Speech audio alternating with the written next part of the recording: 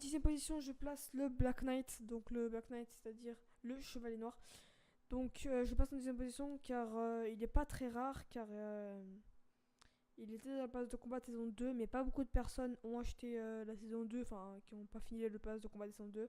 C'est pour ça qu'il mérite sa place en 10e position.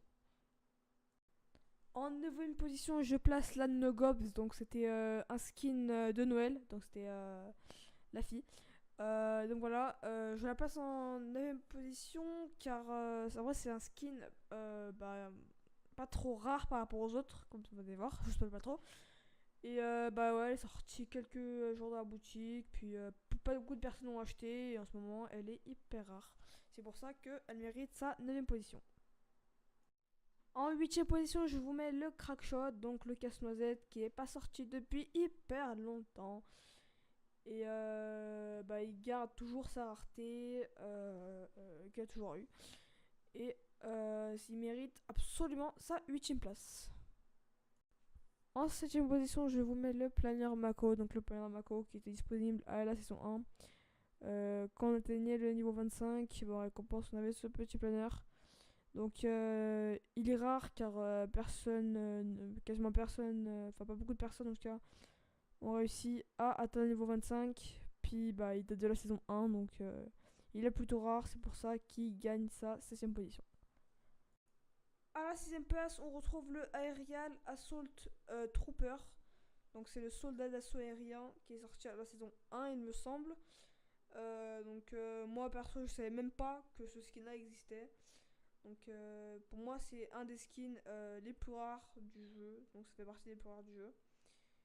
Et il mérite absolument sa 6ème place.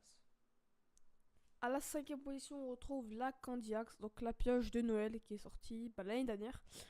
Elle est très très rare car pas beaucoup de personnes l'ont acheté, puis elle date de Noël, donc elle reste hyper rare, c'est pour ça qu'elle mérite sa 5ème position. À la 4ème position, on retrouve la Renegade Revenge, donc la pioche Renegade Rider, qui elle est sortie à la saison 1, il me semble, avec la Renegade Rider. Donc elle est un peu plus rare que la Candiax car elle est sortie avant justement, et que pas beaucoup de personnes l'ont acheté, c'est pour ça qu'elle mérite sa 4ème place. À la 3ème position, donc là on rentre dans le top 3 avec la Ghoul Trooper, donc le skin d'Halloween de l'année dernière. Ils ont sorti le Skull Trooper, la faux, mais pas la Ghoul encore.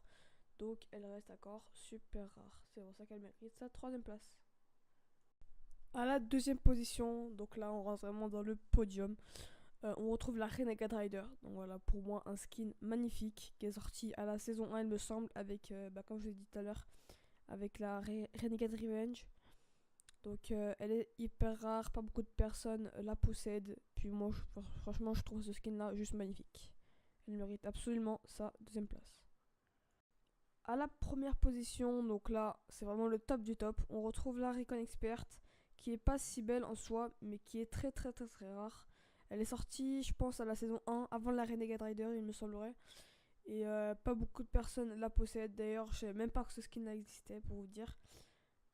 Et il reste très très très rare, il est sorti à la saison 1, pas beaucoup de personnes là. Donc il mérite absolument sa 1ère place.